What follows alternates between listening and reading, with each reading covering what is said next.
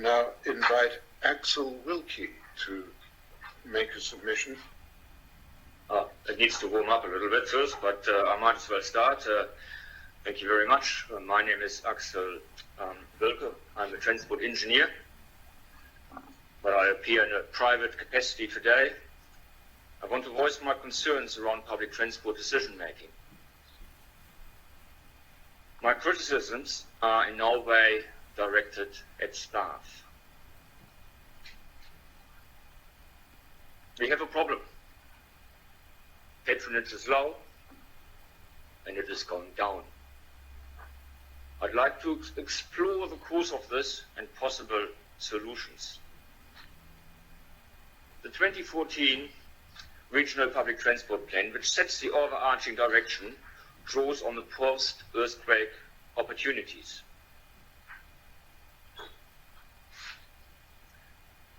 I understand the underlying direction will not change in the current update process.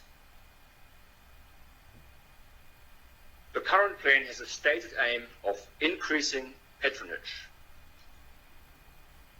From late 2012, the hubs and spokes model was gradually introduced, involving the removal of 15% of bus journeys. The draft LTP proposes to continue this pattern. The outcome of those changes has been dropping passenger numbers. The regional plan and the LTP are therefore at odds with each other. Throughout this presentation, I will make a number of recommendations. And the first one is that you align your LTP with your regional public transport plan. The way you currently report patronage is misleading.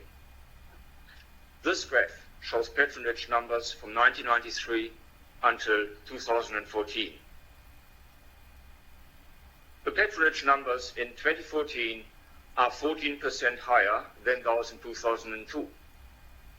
But there's also been a 14% increase in population. Patronage per capita has in fact remained static. This graph is misleading. It implies you're doing well when you are not. All future reporting should be an annual patronage per capita. You, as leaders, cannot make good decisions when your data reporting is not showing you the true picture. This is what patronage per capita really looks like since 2000. This is a more accurate picture. Using data smoothing makes this easier to read. What has helped us improve patronage? What has worked? What have we done?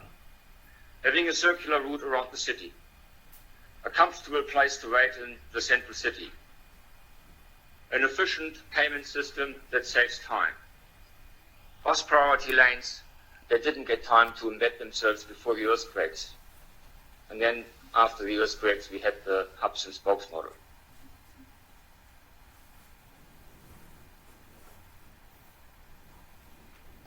Let's compare ourselves to other places in New Zealand.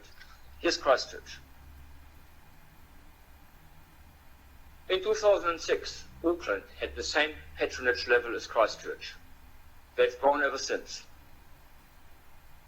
And with the transport plan announced by the Transport Minister and Mayor last week, they reckon the rate of uptake is going to increase. Wellington is very strong, but static.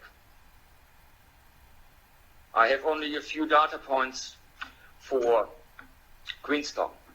Significant increases in fares saw a drop in ridership to allow in February 2017. In November 17, some significant changes were made. Patronage has exceeded all expectations and is higher than in Christchurch now per capita. So, what happened in Queenstown? They introduced simple headways on all routes. that stay constant all day with $2 flat fares, modern vehicles, and free Wi-Fi.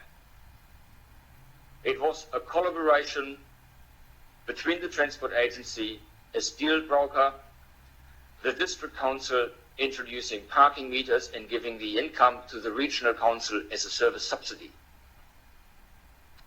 What an innovative solution to a lack of funds. Significant gains in ridership can be made by providing a great service. I recommend that you focus on opportunities, not on the constraint of not having enough money.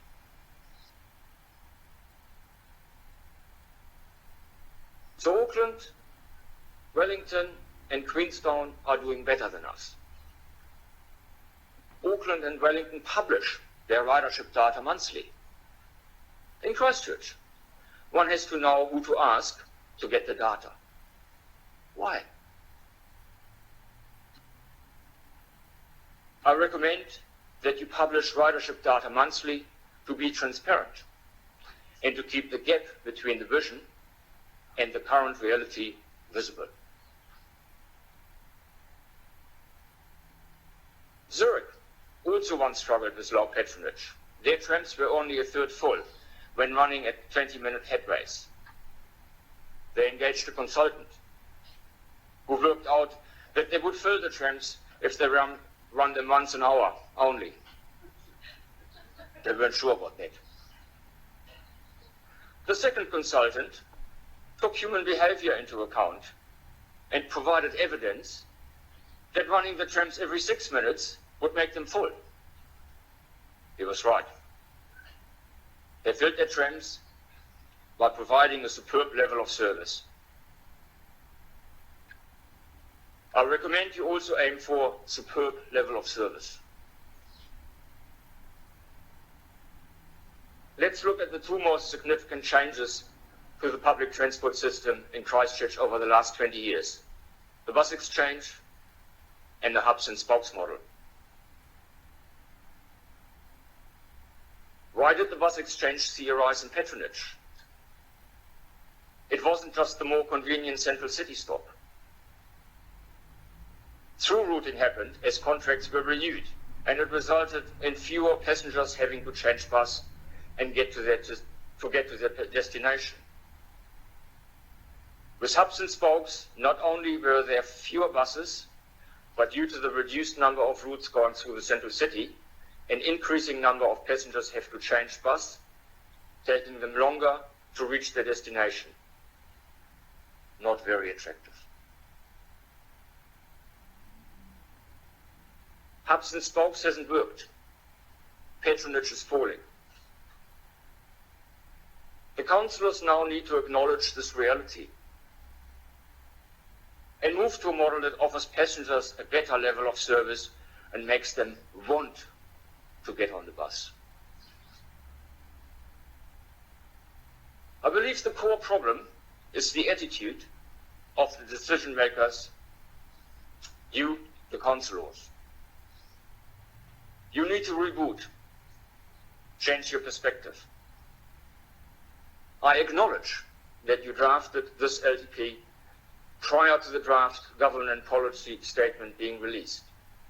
But the LTP now needs to come into step with the GPS.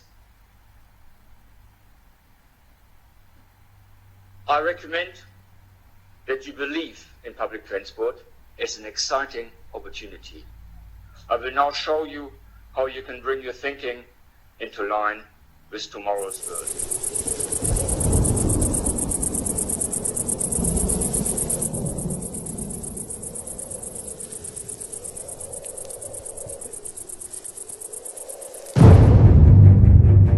Trafik præsenterer Bussen.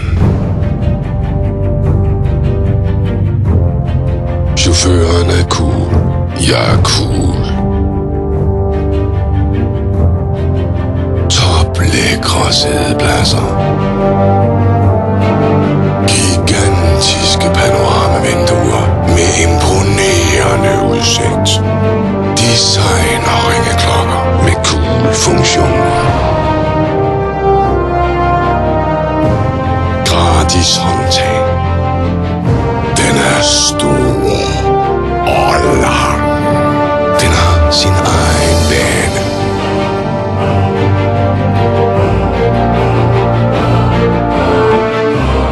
Ja, den er street.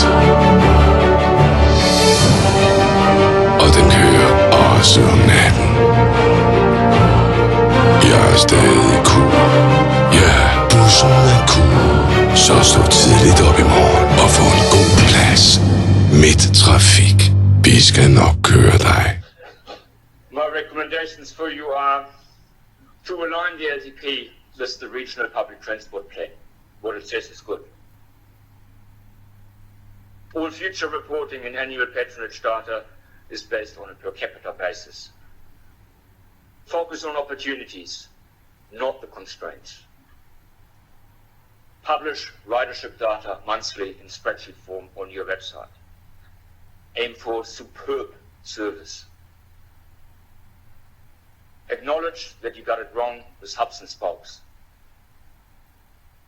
Believe in public transport as an exciting opportunity. And think of mid-traffic rather than loser-cruiser when deliberating. Thank you. Thank you, Axel, for your superb presentation. David. Yeah, I wanted to address one aspect of your written submission that you haven't referred to in your presentation. You say that you're strongly in favour of at least the Christchurch transport function of ECan being transferred to the Christchurch City Council. Do you appreciate that we are unable to do that by virtue of the law as it stands at the moment? I decided not to talk about this here because it is a much bigger and longer process than what can be achieved through the LTP. But when I look at Auckland, that is the underlying reason why things are happening there and why they're leaving us in their dust. I accept your point that it's a longer process than we can encompass in a single LTP. But my question is simply, do you understand that that's a step that, long or short, is not open to us?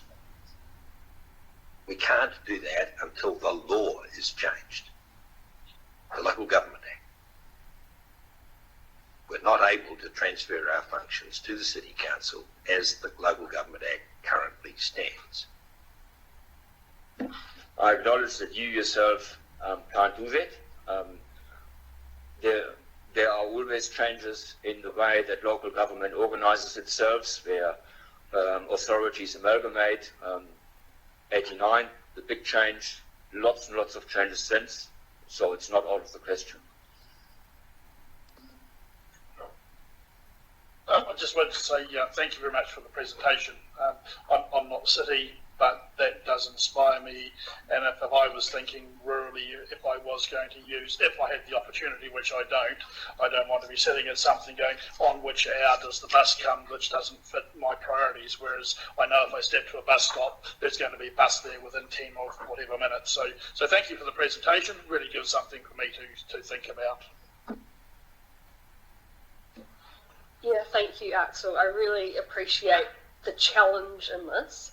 I just wanted to touch on the hubs and spokes model, and basically, you're saying, are you saying it's broken?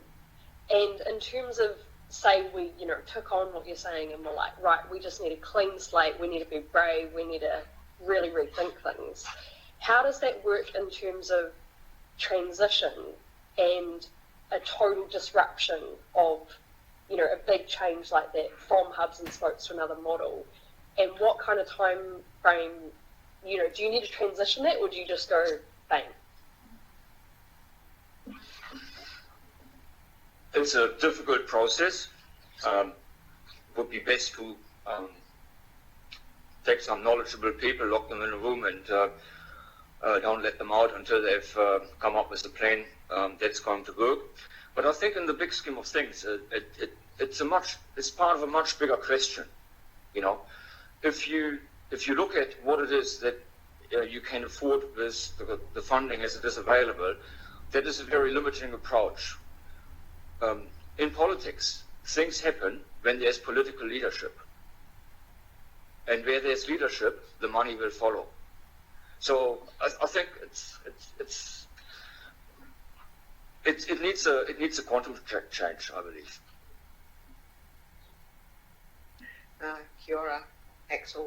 Thank you for an inspiring contribution and some very concrete suggestions of what could be done to fix it. The one thing that you haven't mentioned is the problem around the tender process, which seems to be limiting a lot of our decisions around, adding more buses to certain routes, extracting from them, and doing that changing. It seems to be one of the barriers to change, and I'd be interested in your comments on that. I agree.